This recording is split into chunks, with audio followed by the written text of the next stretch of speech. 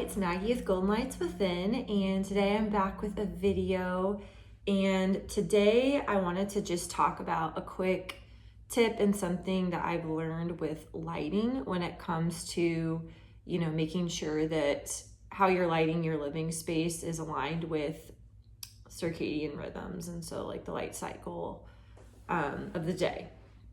So obviously, if we think about as we head towards sunset, we want to go with more of the red light or candles, just mimicking the light that you're seeing outside. Basically, it doesn't have to, again, be complicated. I try to simplify these things in the way that I think about it.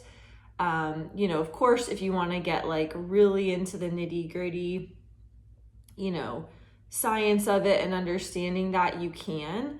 But what I wanted to talk about is just kind of the lifestyle tip of what you can do with your lighting at that time of the day.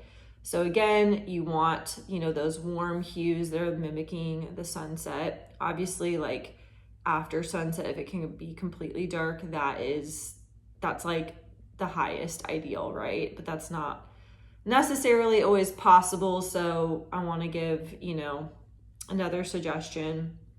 So when you think about where your lighting is, that is another key component. So when I say that, is it lower or higher in your living space? And right, most lights are overhead lights. The overhead fluorescent lights are the standard. And basically, again, when you think about it simplistically, where is the sun at sunset? You know what I mean? It's coming down towards the horizon, right? It's not way up above head.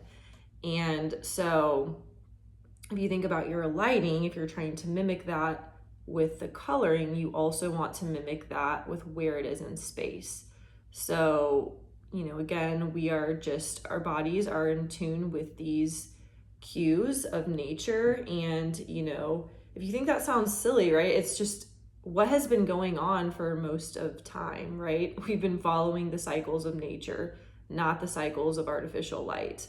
So the lights should be basically on the ground, right? So if you think about your red light, obviously, be careful, right? Candles on the ground can be very dangerous, but think about your lighting, if it's, a salt lamp, whatever it is, those warmer hues being lower, not above your head. So maybe even on, a nightstand would be better than something above your head. So just, again, more so, I want to just kind of get this principle out there and get you thinking about it and how you can fit that into your living space. And I think just, for me, the more information I get about these sorts of things, the more I can integrate it when I'm ready. Maybe when I'm looking to buy a light fixture, now I have this information, and when I'm making that change, I can take that into account. So that's kind of the way I like to think about this information. So if you can just build, your knowledge about it, and then as you make decisions and,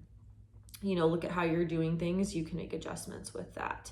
So again, just thinking about evening lighting, you want to be lower towards the ground. So you're just, mimicking what's going on outside, what's going on in nature. So I hope that is helpful, and thanks for viewing this Golden Lights Within video.